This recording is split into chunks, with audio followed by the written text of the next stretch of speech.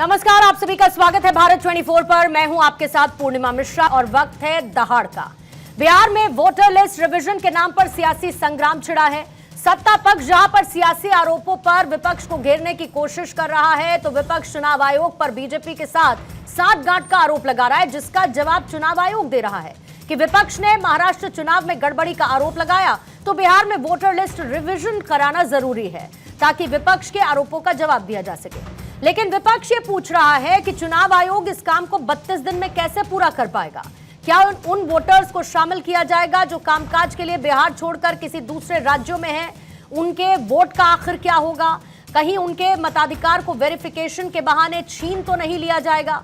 वैसे इन्हीं आरोपों के विरोध में बिहार में महागठबंधन ने चुनाव आयोग के वोटर वेरिफिकेशन के विरोध में बंद बुलाया। इस बंद को सफल बनाने के लिए 7 शहरों में ट्रेनें रोकी गई और 12 नेशनल हाईवे जाम कर दिए गए। इस विरोध प्रदर्शन में कांग्रेस के नेता राहुल गांधी, तेजस्वी यादव और वीआईपी के प्रमुख मुकेश सहनी भी शामिल हुए, जो कि बिहार में चुनाव आयोग से अपनी शिकायत करना चाहते थे।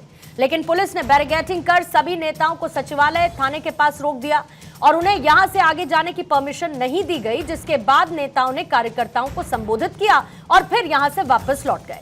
ये सब कुछ चुनाव आयोग के ऑफिस के करीब 150 मीटर दूर हो रहा था, जहां पर राहुल गांधी ने चुनाव आयोग पर यह आरोप लगाया कि कांग्रेस ने महाराष्ट्र मॉडल समझ लिया और इसीलिए वो बिहार मॉडल अब लेकर आए हैं। ये गरीबों के वोट छीनने का तरीका है। जबकि तेजस्वी यादव ने आरोप लगाया कि वेरिफिकेशन के नाम पर वोटर लिस्ट से गरीबों का नाम काटने की तैयारी है। क्या सच में जैसा विपक्ष दावा कर रहा है वैसा हो रहा है, या फिर चुनाव के लिए सियासत का ग्राउंड तैयार किया जा रहा है? आज दहाड़ में इसी पर करेंगे चर्चा, लेकिन उससे पहले आए बयान आप सुन लीजिए। और मैं इस यहां से क्लियर मैसेज देना चाहता हूं, आपको जो करना है करिए, मगर बाद में कानून आप पर लागू होगा। भूलिए मत, आप कितने भी बड़े हो, कहीं भी बैठे हो, कानून आपको नहीं छोड़ेगा। मैं आपको गारंटी दे रहा हूं कि कानून आपको नहीं छोड़ेगा। आपका काम बीजेपी का काम करने का नहीं है, आपका काम हिंदुस्तान के संविधान को की रक्षा करने का है। इलेक्शन कमीशन, मैं आपको साफ बोल रहा हूं और आप जानते हो, मैं बिना बात को समझे,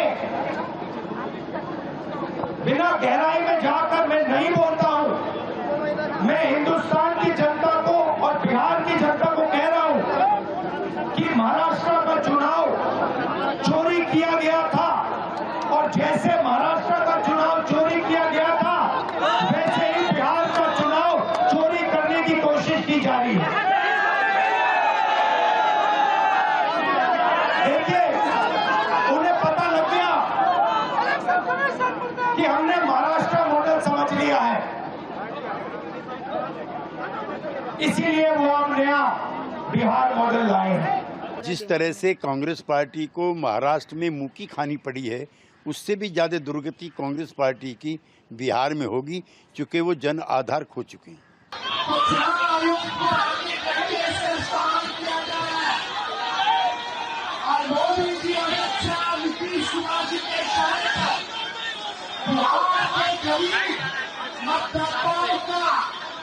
वोटर लिस्ट से की तैयारी चल रही है। लगभग करोड़ों वोटर्स के नाम जो गरीब समाज से आते हैं, वो चुनाव करना चाहते हैं। साजिश है आप लोगों के वोट को।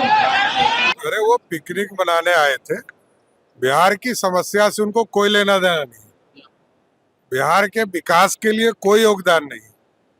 ये लोग पिकनिक मनाने वाले नेता लोग हैं, आते हैं जाते हैं। बिहार में अच्छा प्रगति देखा होगा, अभी आएंगे तो एयरपोर्ट भी देखेंगे, बड़ा अच्छा एयरपोर्ट बना है। को यहाँ थॉट प्रोसेस को देखता है, वो ना समझेंगे, हम तो कहीं नहीं है भैया। मेरा दुर्भाग्य क्या है जानते हैं? मेरा दुर्भाग्य ये है कि कोरोना में दुनिया की मदद करो तब भी जीरो, बाढ़ में राजेंद्र नगर की मदद करो तब भी 0। सीमांचल और कोसी जहां से मैं 7 बार संसदीय जीवन जिया हूं, मैडम बनी, उसके साथ मेरा एक रिश्ता है इमोशंस का, और आइडियोलॉजी का रिश्ता है कांग्रेस के साथ। मेरे लिए दिक्कत, देखिए, जनता से बड़ा कोई कुछ नहीं होता। तो आइए सवालों का जिक्र करते हैं और उसके बाद चर्चा की शुरुआत करेंगे। आज पहला सवाल चर्चा में रहेगा, शक्ति प्रदर्शन की घड़ी 2 लड़कों की चुनौती बढ़ी। बिहार में चुनाव तो वोटर लिस्ट पर तनाव, सियासत का मैदान जंग, बंद से विजय का प्रबंध। महाराष्ट्र चुनाव वाला दंगल, बिहार में किसका मंगल? सियासत में विवाद का नया एसआईआर। हमारे साथ मेहमानों का खास पैनल मौजूद है। बीजेपी के प्रवक्ता धनंजय गिरी हमारे साथ मौजूद हैं, राजेश राठौर हैं कांग्रेस के प्रवक्ता, कुंवर अजय सिंह प्रवक्ता जेडीयू के अब से थोड़ी देर बाद स्क्रीन पर मुझे इस वक्त नजर आ रहे हैं, जुड़ चुके हैं। रमनीश वत्स जी राजनीतिक विश्लेषक के तौर पर स्टूडियो में मौजूद है और अब से थोड़ी देर बाद आरजेडी का भी पक्ष रखते हुए अभिषेक कुमार हमारे साथ जुड़े रहेंगे।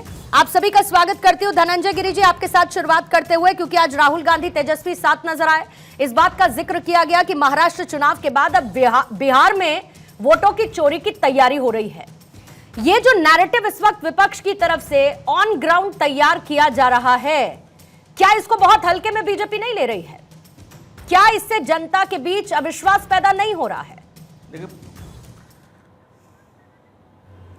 पूर्णिमा जी, क्या है, लोकतंत्र एक चुनावी अवधारणा नहीं है, सिर्फ चुनावी अवधारणा लोकतंत्र नहीं है। हमारे लिए लोकतंत्र एक जीवन मूल्य है। देखिए ये इको हो रहा है बहुत ज्यादा, जरा इसको ठीक कराइए। इसको ऑडियो को करेक्ट करेंगे। बहुत इको हो रहा है। हाँ। I am unable to speak.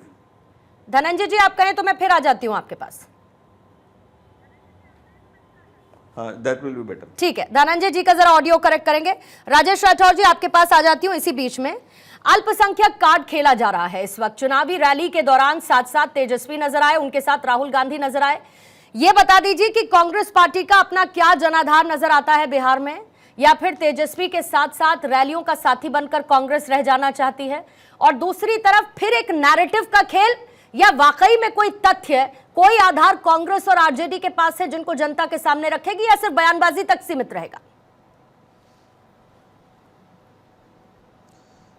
पूर्णिमा जी, सर्वप्रथम तो मैं भारत और खासकर बिहार के तमाम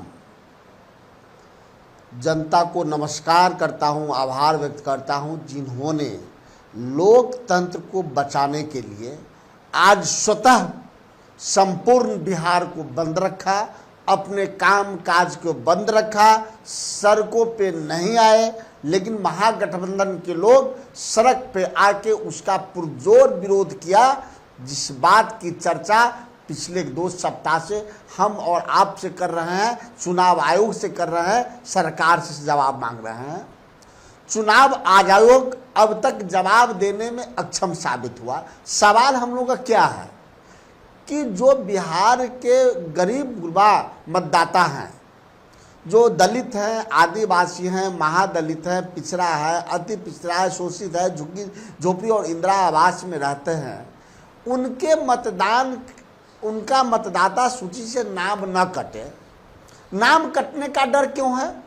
क्योंकि चुनाव आयोग ने जो जटिल प्रक्रिया अपना दी है कि आप 2002 के 3 के बाद जन्म लिए हैं तो माता पिता का डेट ऑफ बर्थ है, 87 के बाद अगर जन्म लिए हैं तो माता पिता में से एक, संभव ही नहीं है। और एक और बात आपको कह दे मैडम कि स्पेशल इंटेंसिव रिवीजन के बारे में आपको 2002 में 22 अप्रैल 2002 को एक प्रश्न के उत्तर में तत्कालीन कानून मंत्री आदरणीय अरुण जेटली साहब ने कहा था कि स्पेशल इंटेंसिव रिवीजन की प्रक्रिया सिर्फ घर छोड़कर पलायन किए लोगों, मृतक मतदाताओं के नाम हटाने की प्रक्रिया है। ये नागरिकता से जुड़ी प्रक्रिया नहीं है। और उस समय अरुण जेटली साहब ने कहा था कि जो पेपर आपके पास उपलब्ध है प्रमाण के तौर पे आपको प्रस्तुत करें, अगर नहीं है तो माता पिता से लिखा लें डेट ऑफ बर्थ के सर्टिफिकेट, माता पिता नहीं है तो गांव के सरपंच या वार्ड मेंबर से लिखा लें। अगर ये भी नहीं है तो जो बीएलओ जाते हैं वो आपको अनुमान के आधार पर डेट ऑफ बर्थ लिख देते हैं ताकि आपका नाम मतदाता सूची में रहे। और अभी जो प्रक्रिया चल रही है उस प्रक्रिया से लगता है कि गरीबों को मतदान से दूर करने की प्रक्रिया चुनाव आयोग अपना रही है। चुनाव आयोग का कल का बयान तो बड़ा अजीब लगा कि जो भारत के नागरिक नहीं है वो भारत के नागरिक नहीं हो मतदाता नहीं होंगे। अरे आप पागल है क्या? भारत के नागरिक जो नहीं हो मतदाता उसका नाम कौन डाला होगा? 2024 में जो चुनाव हुआ वो भी मतदाता सूची आप ही की है। 2024 के बाद बिहार विधानसभा चुनाव से पहले जो 24 अक्टूबर 2024 से लेकर और 6 जनवरी 2025 में प्रकाशित किया वो तो आप ही किए हैं। और इसलिए कहते हैं बिहार विधानसभा चुनाव उसी पे लड़ा जाएगा। आप कंफ्यूज क्यों हैं? इलेक्शन कमीशन नहीं है, इलेक्शन कंफ्यूजन ऑफ इंडिया है। ये सवाल जनता पूछ रही है और जनता आज इनका आंख खोल रही है। वक्त वो आ रहा है जब बीएलओ और सरकार के कोई कर्मचारी गांव तक नहीं घूम पाएंगे। आप बताइए ना कि मतदान से वंचित करने के लिए आप इतने प्रक्रिया क्या कुछ भी ऐसा इसमें चुनाव आयोग कर रहा है जो कि असंवैधानिक है? उनके पास कोई संवैधानिक अधिकार नहीं है राजेश राठौर जी ये करने का। और दूसरी बात, क्या आपने ये रियलाइज किया कि अपनी बातों में आप संवैधानिक संस्था के लोगों को सर पागल कह रहे हैं? संवैधानिक संस्था के लोगों को आप पागल करार दे रहे हैं अपनी बातचीत में। कर रहे हैं संवैधानिक संस्था के लोग पागल तब भी होते हैं क्या जब कांग्रेस किसी राज्य में सरकार बना लेती है? संवैधानिक संस्था के लोग पागल तब भी होते हैं जब महाराष्ट्र में आपके ऑब्जेक्शन के बाद बिहार में वो वोटर रिवीजन की बात करती है। तो संवैधानिक संस्था के लोग अगर पागल हैं तो फिर आपकी सरकार और केंद्र के साथ अगर उसकी मिली भगत है तो फिर तो आपकी सरकार कहीं बननी नहीं चाहिए। फिर तो पूर्णिमा जी अच्छा सवाल आपने किया कि महाराष्ट्र में सरकार बनाने के बाद हमारे आरोप के आधार पर रिवीजन की बात उन्होंने कही है। रिवीजन तो पूरे देश में चल रहा है एक। और मेरे आरोप लगाने के बाद राहुल गांधी जो कहे कि महाराष्ट्र के एक घर में शिरडी के एक घर में 7,000 वोट कैसे बढ़ गया? लोकसभा विधानसभा चुनाव के दौरान एक विधानसभा में 35-35 हजार वोट कैसे बढ़ा? आज जिन बूथों पर बढ़ा उसमें भाजपा के वोट क्यों मिला? तो वहां वोट बढ़ा के सरकार बनाने की प्रक्रिया चलाए। बिहार में वोट घटा करके सरकार बनाने की एक चाल चले। बिहार में वो संभव नहीं है। मैं दोबारा इस बात को दोहरा रहा हूं कि अरुण जेटली साहब वाजपेयी जी की सरकार में कानून मंत्री थे और 22 अप्रैल 2002 को एक प्रश्न के उत्तर में उन्होंने कहा था कि ये प्रक्रिया पलायन केवल लोगों के लिए, नागरिकता से जुड़ी प्रक्रिया नहीं है। ठीक है, पलायन केवल लोगों के लिए ये प्रक्रिया। ठीक है धनंजय जी सवाल पूछ चुकी हूँ मैं, उसका जवाब साथ में दे दीजिए। और आपको लगता है सर कि कोई कम्युनिकेशन गैप है? क्योंकि साथ में इस विरोध में बंद का जब आह्वान किया गया तो उसका असर बिहार के कई जगहों पर कई इलाकों में साफ साफ देखा गया। तो कहीं ना कहीं कोई तो कम्युनिकेशन लैप्स है। नहीं पूर्णिमा जी, देखिए मैंने पहले भी कहा कि लोकतंत्र कोई सिर्फ चुनावी अवधारणा नहीं है, हमारे लिए जीवन मूल्य है। आज जो लोग हाथ में संविधान लेकर के संविधान बचाने की बात करते हैं, उन्हें यह कहना चाहिए कि इस संविधान को हमसे बचाओ, क्योंकि हमारी दादी ने 50 साल पहले इसी को रौंद करके और आपातकाल लगाया था। इसी संविधान में हमने अनुच्छेद 42 ला करके संविधान की धज्जियां उड़ाई थी। इसी संविधान के प्रेम्बुल को हमारे पुरखों ने बदला था। उन लोगों को ये भी बताना चाहिए इस देश को, जो फेक वोटर्स है। देखिए चुनाव आयोग लोकतंत्र के लिए है, लोकतंत्र चुनाव आयोग के लिए नहीं है।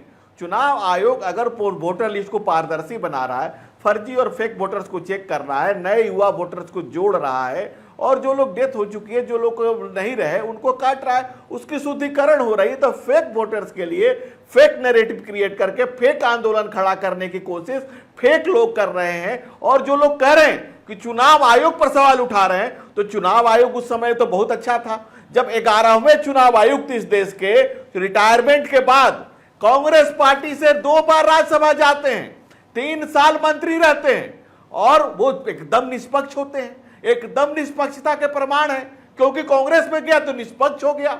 चुनाव आयुक्त, राज्यसभा सांसद, ट्वाइस 3 इयर्स मिनिस्टर, एकदम निष्पक्ष। ये कांग्रेस को लज्जा भी नहीं आती, लोकतंत्र में लोक लज्जा भी कांग्रेस ने नहीं छोड़ रखी है। और आप देखें, ये फेक जो परिवारवादी है वो समाजवादी नहीं हो सकता।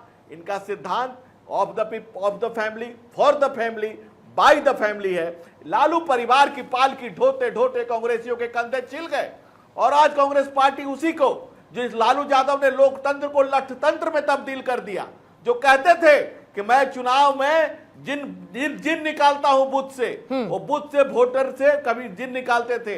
इंडिया टुडे में उनका इंटरव्यू छपा है कि अभी तक तो जिन निकालता था, अब ब्रह्म पिशाच निकालूंगा।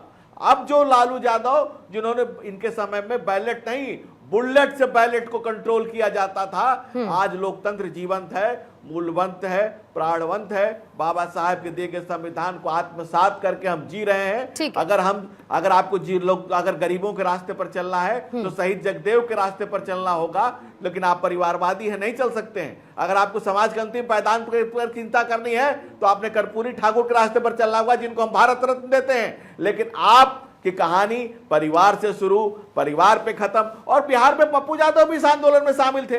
अरे एक ही पप्पू काफी थे, दूसरे भी चले गए, लेकिन देखिए एक ने दूसरे को धकिया दिया, वो बेचारे रो रहे हैं, वो रो रहे हैं कि हमको धकिया दिया, बताइए हम इतना कर रहे हैं। ये आपस में धक्का धुक्की का खेल चल रहा है, आपस की धक्का मुक्की है, नूरा कुश्ती है, इंडी अलायंस को पता है। और सबसे बड़ी बात है कि सीमावर्ती जिलों में 2-2 लाख लोगों ने अप्लाई कर दिया है कि हमें रेजिडेंस प्रमाण पत्र दिया जाए। आखिर क्या चाहते हैं आप चाहते क्या हैं? इसको भीड़ के हवाले करना चाहते हैं? यही संविधान है, इसी संविधान को आप जीते हैं। बाबा साहब के दिए गए संविधान में कभी आपकी आस्था रही नहीं। काका कालेलकर की रिपोर्ट हो, बीपी मंडल की रिपोर्ट हो, या इस देश के दलितों, पिछड़ों, शोषितों का मामला हो, इस देश में सबसे पहले चुनावी धांधली बाबा साहब के साथ हुई। 72,000 वोट इनवैलिड किए गए, जो बाबा साहब ने खुद इसको लेकर के सवाल उठाया था, और 14,000 से चुनाव हारे। 72,000 वोट इस देश में पहली बार इनवैलिड हुए बाबा साहब डॉक्टर भीमराव अम्बेडकर संविधान निर्माता के साथ। वो कांग्रेस लोकतंत्र की बात कर रही है, वो कांग्रेस दलितों की बात कर रही है। बीपी मंडल रिपोर्ट के खिलाफ खड़ी कांग्रेस, जिसके 1 घंटा पे राजेश जी जल्दी से जवाब देंगे। अभिषेक जी, फिर उसके बाद आपके पास आ रही हूँ, फिर कुमार राजेश जी आपके पास, फिर रमनीश जी आपके पास आती हूँ। राजेश जी क्विकली इस बात का जवाब देंगे। फेकू के पार्टी के प्रवक्ता बोल रहे थे कि फेक वोटर को हटाना है। आई ऑब्जेक्शन, आई ऑब्जेक्ट। किस बेशर्मी से बोलते हैं? I object. ये देखिए, इनको चुनाव आयोग संवैधानिक ये बताएं, भरोसा नहीं है। ये पहले ये बता दे कि क्या फेक वोट पे 2024 के लोकसभा चुनाव हुआ? अगर फेक वोट पे 2024 का चुनाव हुआ है। अरे राजेश राठौर जी, आप तो ऐसे कह रहे हैं कि कभी भी इससे पहले वोटर लिस्ट का रिवीजन किया ही नहीं गया। दूसरा नहीं, ऐसा कि आपकी सरकार के समय नहीं हुआ क्या? वोटर लिस्ट का रिवीजन नहीं किया गया क्या? दूसरा नहीं, मेरी बात का जवाब दीजिए। क्या वोटर लिस्ट का रिवीजन आपकी सरकार के समय हुआ कि नहीं हुआ, ये बताइए। अरे मैं दूसरा सवाल का जवाब दूं तो मैं आपके सवाल के दूं। मेरे सरकार में भी हुआ है और वाजपेयी जी के सरकार में हुआ है। हाँ। लेकिन इतना पेचीदा नहीं हुआ है, तो मैंने आपको उलझ क्या हूं। दूसरा, इनके मुंह में आया, फेकू के प्रवक्ता के मुंह में समाजवाद। इन्हीं के नेता ने कहा कि धर्मनिरपेक्ष और समाजवाद को संविधान से हटाइए। समाजवाद कैसे बोल रहे हैं? और समाजवाद को हटाने का मतलब है कर्पूरी ठाकुर जी को गाली, समाजवाद का हटाने का मतलब है जेपी को गाली। अब कर्पूरी ठाकुर साहब के सम्मान की बात आएगी तो फिर उसमें क्रेडिट पॉलिटिक्स शुरू हो जाएगी, तो उसको छोड़ देते हैं सर, तो उसको छोड़ देते हैं। कर्पूरी ठाकुर के सम्मान की बात आएगी। अभी तक इतनी बार वोटर लिस्ट रिवीजन हो चुका है, तब इतना हाय हल्ला नहीं मचा जितना इस बार मचता हुआ नजर आ रहा है। अभिषेक जी ये बताइए, महागठबंधन साथ साथ नजर आया, राहुल गांधी तेजस्वी के साथ मंच पर नजर आए।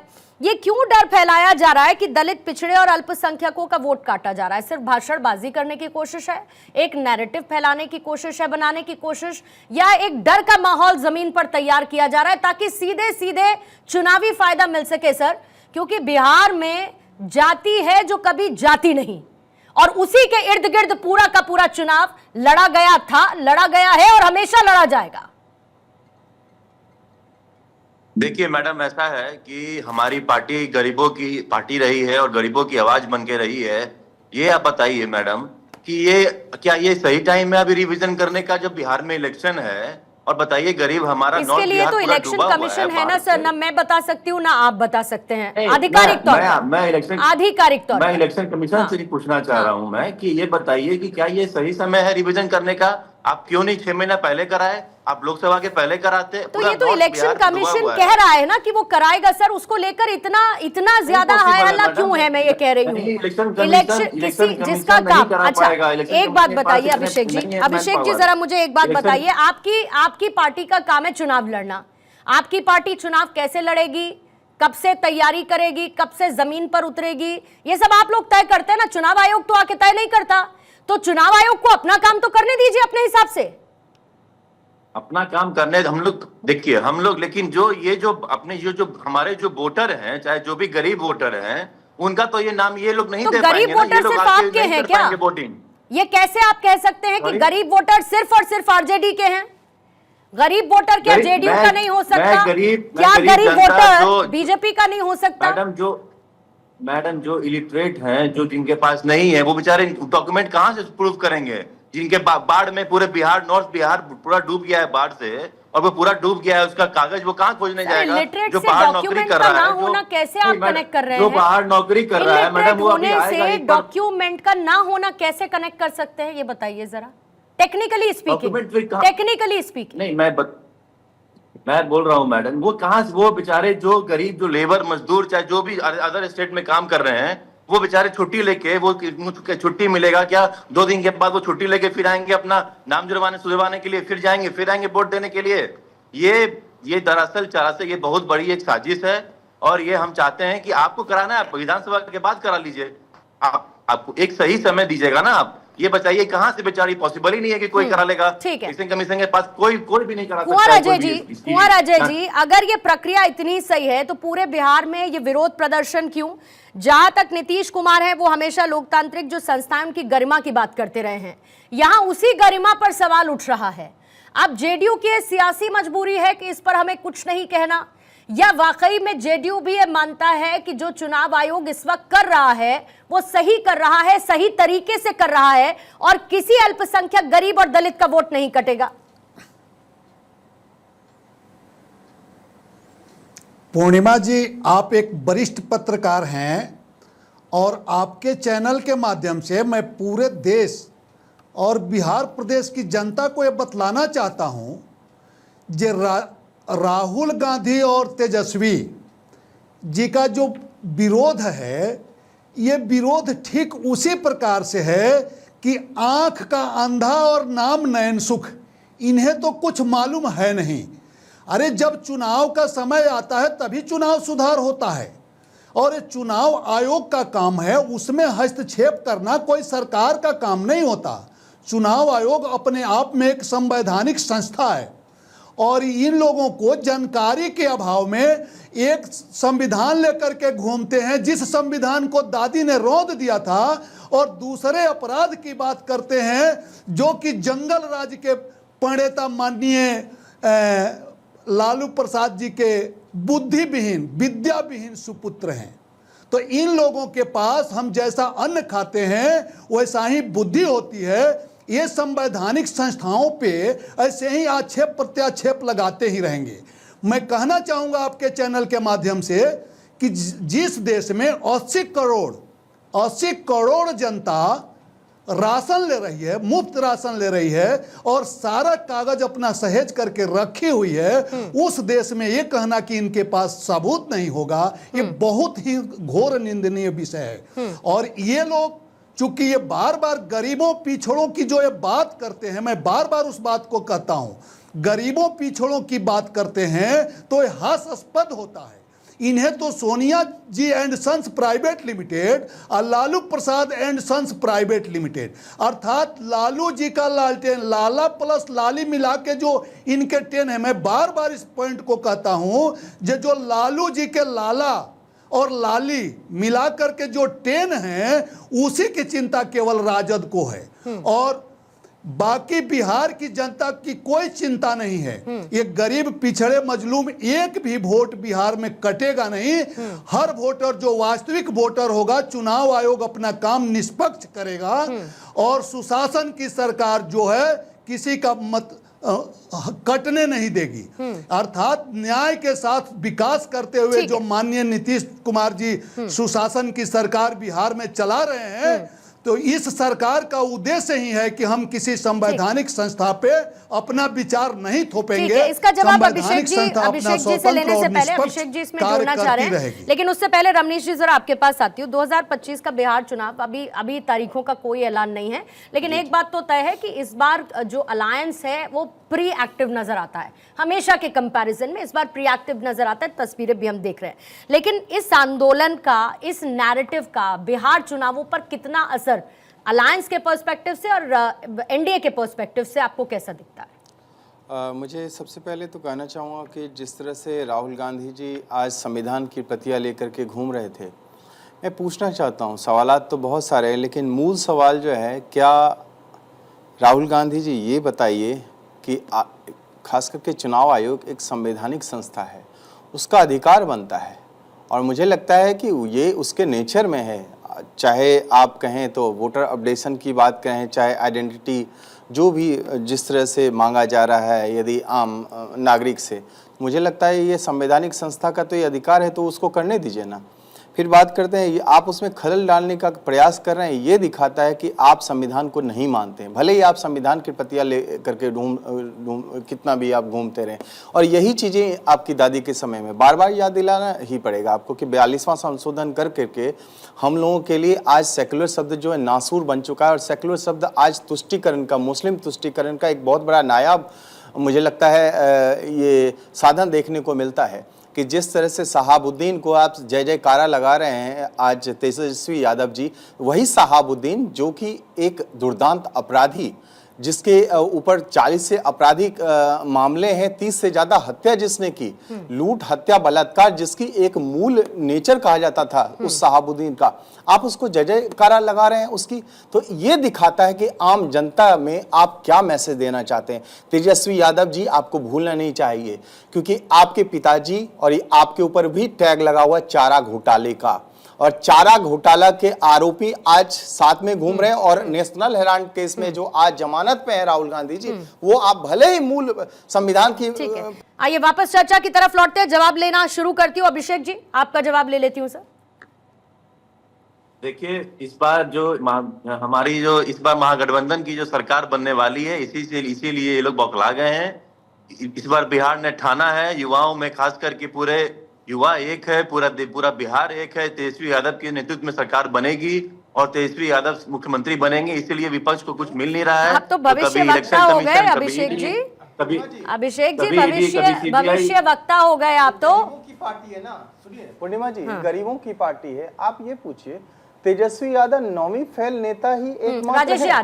नहीं, राजद में और कोई है क्या? राजद में किसी और गरीब को बना दीजिए ना भाई। सीएम प्रोजेक्ट क्यों नहीं करते? किसी और कोई और नेता है राजद में कि नहीं है? तेजस्वी यादव से कोई पढ़ा लिखा नेता है कि नहीं है? सबसे पहली बात है, बिहार को आप क्या प्रोजेक्ट, क्या आप देना चाहते हैं? आदर्श नेता एक देंगे ना भाई आप अपनी पार्टी से।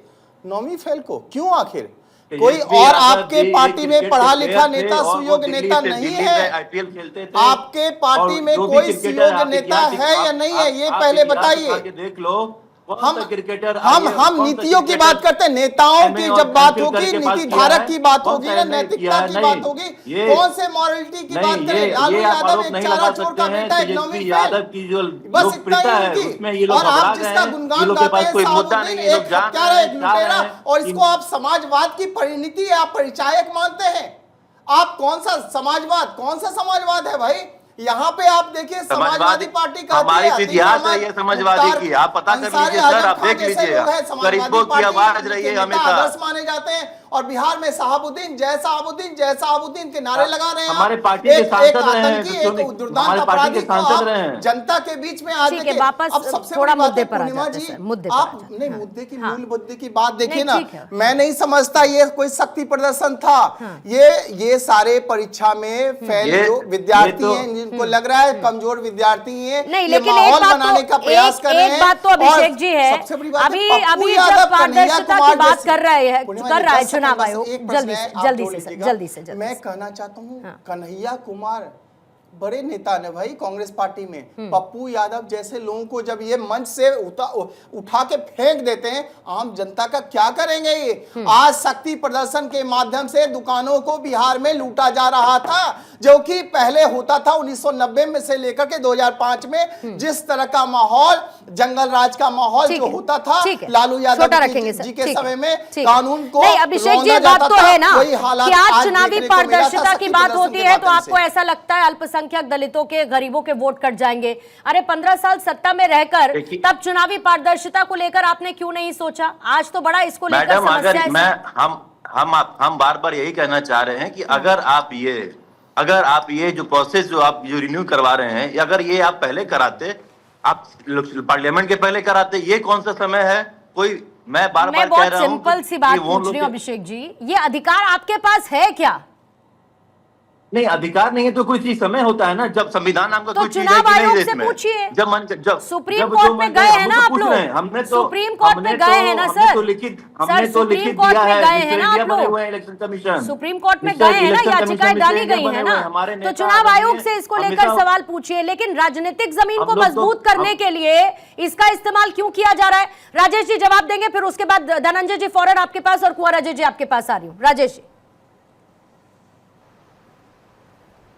बहुत विनम्र भाव से पूर्णिमा जी मैं कह रहा हूं कि रमनीश जी भारतीय जनता पार्टी के प्रवक्ता धनंजय गिरि जी से बेहतर प्रवक्ता भारतीय जनता पार्टी के लिए साबित हो रहा है। बस इसी का इंतजार था, इस बात पर स्वागत करता हूं। बस इसी बात का इंतजार था सर।